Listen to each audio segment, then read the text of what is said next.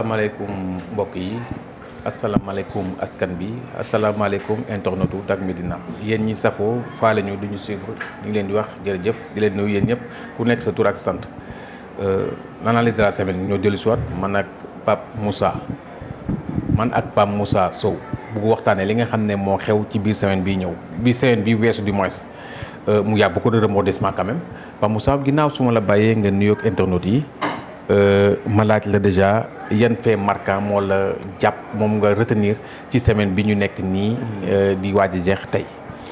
Lamine ma lay nuyu di nuyu bépp mbokku internetu Dak Médina comme ni ñu koy defee chaque semaine amaat un grand plaisir tey retrouver wu suñu plateau analyse de la semaine. nga xam ni tey ñëw defaat décryptage rek comme ni nga ko waxee rek y a des faits yu nga xam ne tey marqué na ma ci semaine bi. tey bokk na ci accident de la route bi nga xam ne démb am na ca Koungheul. route de Koungheul. bi nga xam ne ça fait 14 morts ñu ñaan yàlla tamit mu yem fi. xanaa rek dinaan rek les accidents reprennent parce que soo xoolee si weekend bii ñu génn y a deux si autoroute bi te am na benn car boo xam ne da renversé wu na. Ndiaga Ndiaye benn car Ndiaga Ndiaye. ci côté Diamniadio si je me souviens bien. wala Diamniadio tamit am benn car bu fa renversé wu. on parle également tamit c'est pas bien vérifié l'information vers 14h15 te benn accident boo xam tamit def na 4 morts mais également lii bi tam moom laa xaw a fàtte mais également am na benn accident boo xam ni am na fii à 7h ce vendredi 26 avril 2024. en un mot accident yi daal. nekk na loo xam ne. en tout cas attraction fan yi quoi attraction yi fan yi heureusement que le nouveau ministre des transports. El Malick Ndiaye bi nga xam ne tey nee na dinañ jëlaat yeneen mesures sécuritaires également pour mun a protéger les usagers également ñu nekk ci tali bi en tout cas amoon na sentiroon nañ les effets yi nga xam ne accident yu y a 2 ans 3 ans yi nga xam ne avait fait beaucoup de morts mais également daal ça reprenne il faut que daal kon ñu jël les devants pour que pareille situation ne se reproduise que gaa yàlla mooy dogal tamit waaye tam fagaru moo gën faju daal. Pape Moussa xëy na foofu dinaa fa bàyyi daa fa taxaw tuuti rek. ci pour dolli un peu li nga wax. bu ñu waxee dëgg le secteur de transport au Sénégal est très mal loti. Les voitures sont vieillissantes c'est un état de fait mais aussi ñu wax ne amul investissement bi nga xam ne moom la transporteur yi war def ci oto yi. mën naa wax ne sax transporteur respecté wuñu ñi nga xam ne ñooy usagers yi. dafa nekk un problème ba pare mu am. un état laxiste état bi rek deful dara pour régler ce problème là. dafa mel ni y a un dictat boo xam ne qui ne dit pas son nom. bi transporteurs yi am di ko def.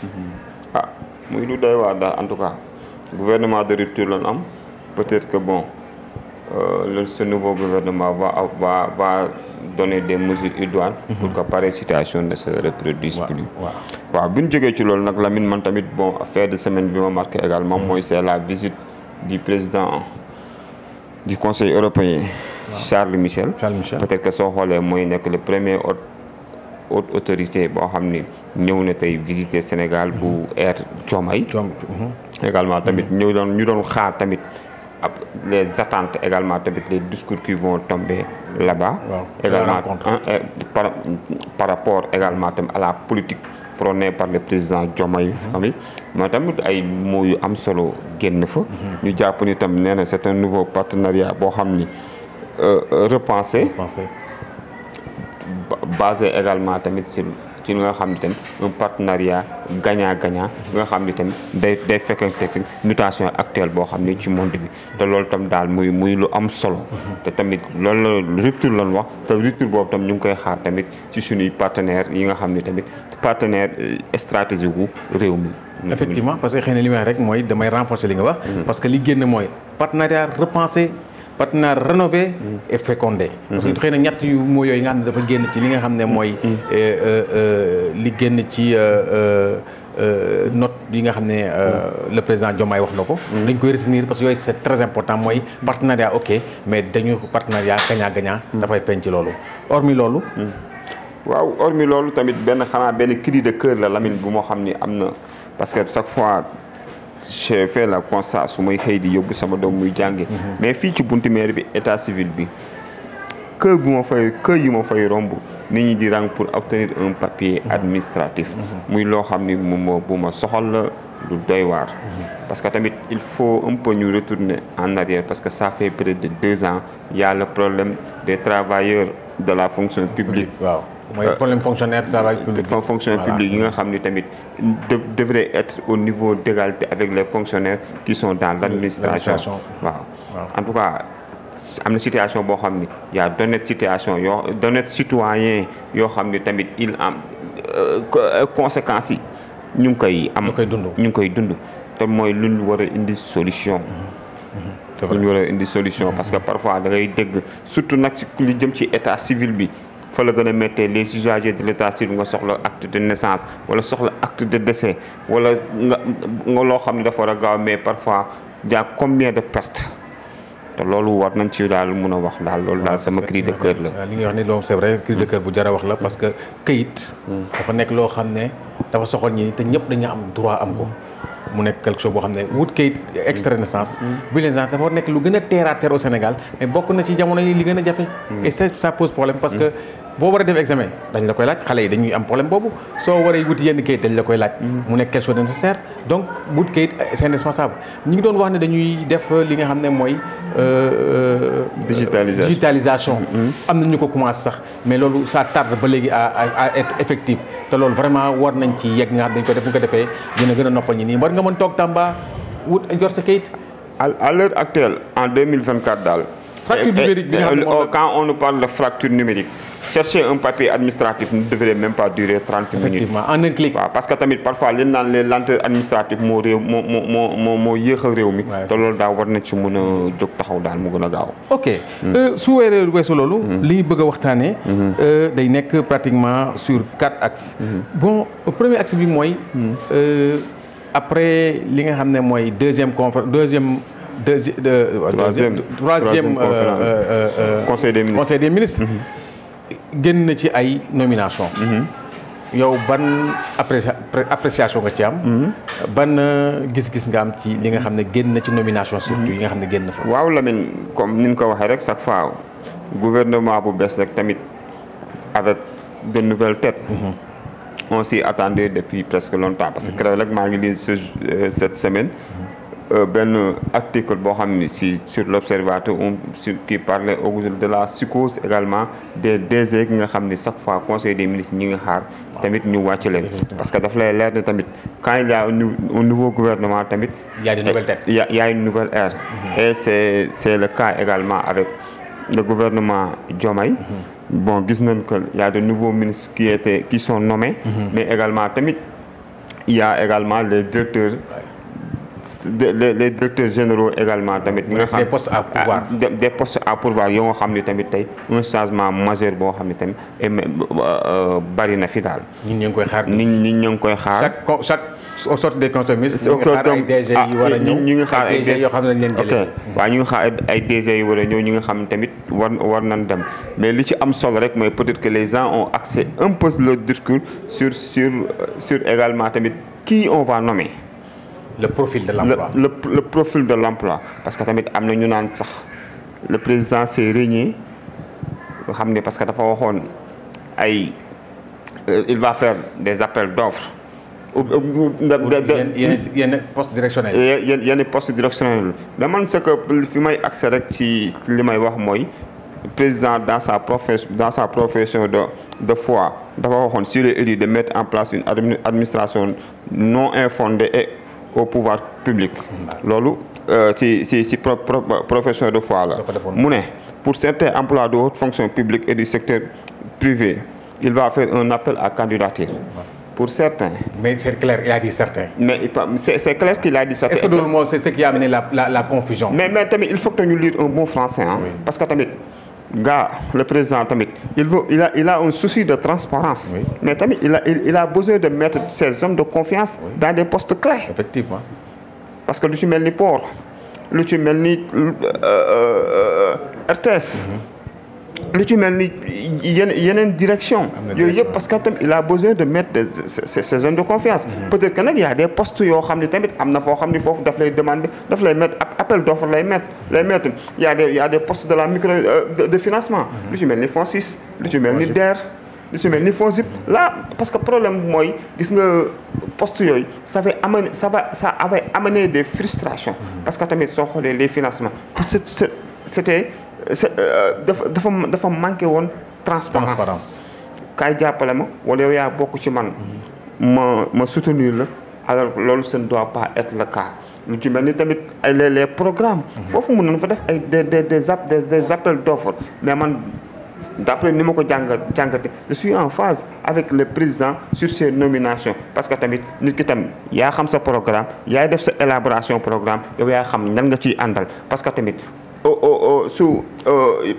parce que tamit bu subaa yow mi yow la ñuy demandé compte. parce que compte boobu doo taxaw nga ne doo taxaw nga ne kii laa ko joxoon déedéet. waaw mais seulement li nga xam ni le problème mooy ñoom bu ñu waxul woon ne les postes directionnels dinañ ko def. xëy na li gën di problème coow li clameur populaire bi yëpp. mooy loolu ñu nga xam dañ ñoon postes yi dañ koy pouvoir def ko appel d'offre. parce que loolu moo di problème yi. boo déggee depuis que ñu fal leen ba léegi yaa ngi dégg tolle bi am ci kii bi. li ko indi mooy li ñu waxoon. suñ ko waxoon du indi problème te biñ ko waxee ñun dañuy adhérer à cela. parce que quand même dañu gis ne problème yi nga xam dafa am ci poste directionnel yëpp li ci ëpp importance mooy dañuy nommer un homme politique. et qui dit politique dit racaille politique vous m'excusez du terme. parce qu'en général l'homme qu'il faut à la place qu'il faut. c'est pas toujours évident c'est un politicien qu'il faut. il y a cela xëy na yooyu ñoo tax ñoo problème et les gens ils parlent de rupture te yooyu daf bokkoon ci nga xam ne dafa nekk fondamental ñu ko doon xaar ci rupture mais c'est du français ils ont dit certains bi leeru yan la war a doon c'est loolu day nekk question est-ce que loolu bu ñu ko leeroon du nekk problème bu ñu leeroon ne yii direct poste directionnel lañu bu ñu ko waxoon très tôt on saura que dañuy xaar ne poste directionnel yii la mais yi ñu nommé ko poste directionnel yi ëpp importance ci la te yooyu bu réussir bokkut ñuy war a réussir Sénégal parce que day bokk na remplacement yi mais su échoué également mais su nekkee dañ ko jox politicien quand même profil bi c'est pas trop toujours évident. là on fii nag luñ koy lu ñuy yaakaar ne peut-être que ñoom si rupture boobu dina am il faut qu'on attend de voir tamit parce que y a d'autres nominations qui vont voir y a beaucoup de postes également tamit yoo xam ne tamit ñi ngi ñëw également tamit y a des programmes qui nécessitent pas de politiciens wax naa ko léegi lu ci jëm DER lu jëm ci DER lu jëm ci FONSIS lu jëm ci ay PRODAC yooyu yëpp daal ça ne nécessite pas de politicien il faut un technicien bi nga xam ni qui connaît le domaine et tamit yaakaar nañ foofu daal la ñuy ñëpp ngi daal xippi seen bët toog di xool daal. di xool waaw en tout cas li wax ne coow lu bëri na. te dafay doog a commencer te gis naa ne Sénégalais boo leen dégloo quelque part dañu xaw a yàkkamti tamit. da nga koy sentir les gens sont très pressés. parce que l'espoir bi nga xam ne dañ ko am ci li nga xam ne mooy les gouvernants présentement. dafa nekk espoir bu rëy trop. il faut que tamit qu'on soit patient parce que nee naa la kii ñi yoruñu épée de Damoclès wala baguette magique. xëy suba toujours transformer le vécu des Sénégalais loo gis ndànk-ndànk la peut-être qu'ils vont poser des actes et d'autres vont continuer. waaw mais soo gisee ñi di wax ne actes yi ñu posé ko. dafa wuute ak acte de rupture yi ñu doon wax. parce que en fait il faut tamit nga def les analyses de part et d'autre certes li ñuy wax ne pouvoir discrétionnaire u président de la République de nommer au pouvoir kii civil kon encore le terme civil et le terme civil en fait ñoom militaire voilà ñoom ñoo ko c'est son droit discrétionnaire moom mais li mu waxoon loolu moo ko rattrapé parce que quand même loolu moo mais quand même ils ont dit certains ils n'ont pas précisé yan la ak yan la war a nekk loolu tamit c'est important quand même ñu bañ a ñi bañ a être trop ñu bañ a exacerber waaw ñu bañ a exacerber parce que quand même voilà li am importance mooy ñi ñuy fal ni am probité morale moo ci ëpp importance profil bi baax na mais probité morale moo ci ëpp importance loolu xëy na ñu ngi leen di xaar ci loolu bon su weesoo loolu ñu wax li nga xam ne mooy motion de censure bi nga xam ne ñi ngi koy agité depuis toute la semaine ñi ngi koy agité yow ban analyse nga def par rapport à ce waaw Lamine di fàttali nag motion de censure moom mooy la nga xam ne benn prérogative boo xam ne assemblée nationale am na ko quand su ko politique défini par le gouvernement boo xam ni su suis d'accord également tamit soo xoolee chaque fois président yi fi jaar yëpp ils étaient déposé nañ leen le gouvernement contre la motion de censure ba nga xam ni sax Amadou Ba moom tamit moom moo ci mujj di fàttali motion de censure daal comme ni nga ko wax prérogative assemblée nationale la heure bu leen neexee wala parfois président su ñuy def déclaration de politique générale te d'accord ci su la neexee ñu déposer ko mais à l'état actuel on a compris. Est-ce que c'est opportun? Est-ce que c'est opportun? Parce que fu ñu toll nii tamit gëwuma ni c'est opportun tamit il faut que tamit ñu respecter le pouvoir du peuple parce que le pouvoir du peuple mooy le président a été élu avec plus de 54%. Il faut que tamit qu'on soit un peu plus républicain. Que cette assemblée nationale qu'on soit opposition bi mu républicain. ñu teer les divergences politiques. ñu teer les divergences politiques et laisser le président travailler et au bout de 2 ans ou bien 2 ans de compte ñu commencer def le bilan. Parce que man foofu loolu laa gën a jàpp ni foofu la assemblée nationale foofu l'opposition foofu la war a mën a toll. waaw mais boo dégloo fan yi am na boo xam ne tamit ñu ngi koy wax mooy est-ce que assemblée bi duñ ko dissoudre. so loolu aussi ñu ngi koy susciter depuis peu de temps. mais Lamine assemblée bi suñ ko dissoudre est-ce que ça ne va pas même précipiter même sa chute. Parce que tamit tout président qui passe da ngay xool depuis. da ngay bëgg majorité te da ngay soxla majorité da ngay soxla majorité. voilà da ngay soxla majorité fii ñi fi jaar su ma juumalee Abdoulaye Wade il avait dissous. waaw bu ñu amoon majorité dafa dissous assemblée bi. Macky Sall dafa dissoudre gouvernement pour am majorité. donc Diomaye a besoin d'une majorité forte qui va l'appuyer également sur son programme. waaw mais pour l'instant mënugu ko ou bien c'est en décembre dans les normes soo xoolee moom la ko mën parce que su ko dissoudre septembre vote budget bi day nekk problème. vote budget bi dafay nekk problème et là il faut que mu am benn concertation boo xam benn gentleman ak esprit de gentleman boo xam ne war na mën a am entre cette opposition également tam et le pouvoir nga xam ne pour le bien du Sénégal. waaw ñu xam ne Sénégal dañu jóge ci ay coow vraiment delluwaat ci coow Sénégalais yi vraiment bëgguñu ko nañu xool ni ñuy les politiciens ni ñuy réglé pour que vraiment ñu jóge ñu teer yenn divergence yi ñu dem ci beneen level quoi Sénégal dem ci moment d'apaisement yi nga xam ne dañ ko soxla pour que peuple bi jóge ci voilà. Et c'était le cas Lamine parce que moi là j'en interpelle également li nga xam ne le porte-parole du gouvernement monsieur Moustapha Sarré. Ce n'était pas le lieu de parler de motion de censure ou bien moo ko agité ou bien que l'Assemblée nationale doit suivre ne doit pas mettre de tic-tac contre le gouvernement. Opposition là parce que tamit malgré que tout comme Diomaye on l'a élu avec 54%, mais on a donné un mandat à nos députés pour voter nos lois. Waaw parce que tamit il faut que tamit que les tenanciers du pouvoir ñu revoir leur copie, ñu revoir leur communication. Nekkatuñu dans l'opposition. Maintenant ils doivent cette communication, ils doivent le faire en acte. Birame Souleye avait fait une sortie malencontreuse et ce ne doit pas être le cas également comme Moustapha Sarré. Donc il faut que ñu soigner seen langage ak seen ay sorties seen communication. La communication parce que est-ce que du lu ñu parce que ñoom dafa dañ dem war nañ def sax pratiquement séminaire pour ajouter seen mais on comprend parfois chaque fois nag. Quand on est novice c'est normal. Quand on est novice c'était le cas quand Macky Sall débutait. C'était le cas également quand Abdoulaye Wade débutait. C'est pas évident.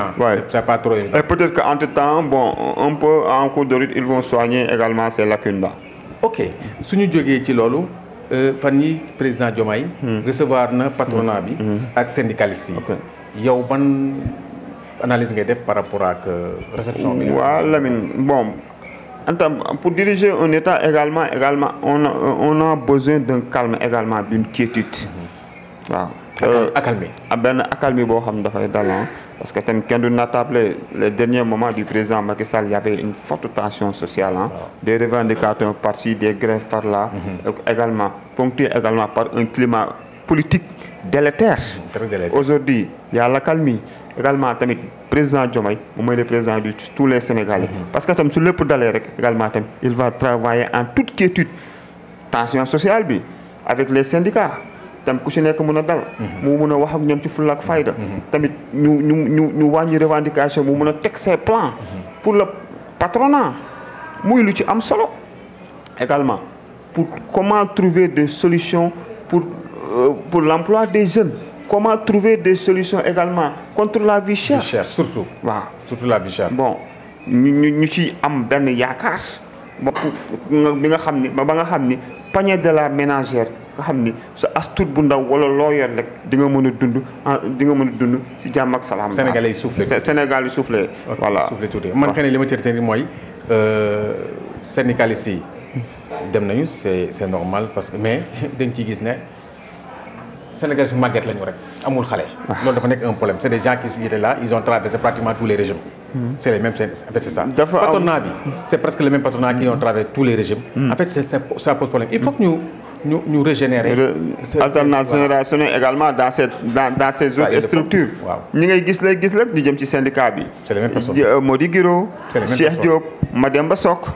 dans le patronat également tamit. waaw ma Suus Agne Adama Lam. c'est presque les mêmes personnes. ce sont les mêmes personnes tam alternance générationnelle tam war na mën a am foofu tamit parce que ils ont accompagné tous les présidents et que les prix n'avaient pas cessé de flamber. loolu benn la ba pare sentir nañ ñu jigéen ñi loolu tamit dafa nekk loo xam ne dafa nekk entorse la ci régime Diomaye. jigéen ñi daal ñi ngi kaas. nee nañu gisuñu seen bopp ci gouvernement bi et effectivement boo xoolee aussi ci ñi nga xam ne ñoo ñu convaincre kon amul sax jigéen. ci patronat bi. est-ce que amul patronat jigéen. bon su dee syndicalisme mi daan naa ci gis kenn muy Baxaw Jong. là c'est un problème. et l'autre problème. c'est que mun ñu convoquer ñi nga xam ne sont les acteurs économiques dans ce pays. te sëriñ du ci bokk. loolu tamit dafa nekk entorse. mais mi ngi fa woon non. il n'était pas convoqué. il n'était pas convié au départ mais peut-être que bon ils ont remédié. yooyu yëpp c'est important. li jëm ci syndicalisme tamit. comme ni nga koy waxee jigéen ñi bariwu fi. yaa Baxaw Jong moom tamit nga xam ne chaque fois mi ngi ci lutte syndicale mais moom tamit gisuñu ko fa. muy lu xaw a doy waar en tout cas daal parité tamit war nañ ko mën a xool tamit foofu tamit ci tête syndicat yi. les femmes sont aussi valides que les hommes dans ce pays. que les hommes waaw. ma li wax ne je dis depuis quelque temps man damay fréquenter un peu les écoles les meilleurs élèves de ce pays ay jigéen lañu. donc jigéen moom du borom xam-xam xel lañu non ça il faut que ñu associer leen aux décisions et à la bonne marche de ce pays. Les femmes sont aussi valides que les hommes. Moi, je me dis que est-ce qu'ils ne sont pas plus valides que les hommes? Parce qu'on a toujours essayé les hommes, ils n'ont jamais réussi. Essayons les femmes. Ça aussi, c'est important. Ils sont associés. Parce que si nous dañuy bokk ñi xex et elles sont au devant. Amul kenn kuy fal yeneen jigéen ñooy fal nit ñi. Bu ñu faloo fàtte leen.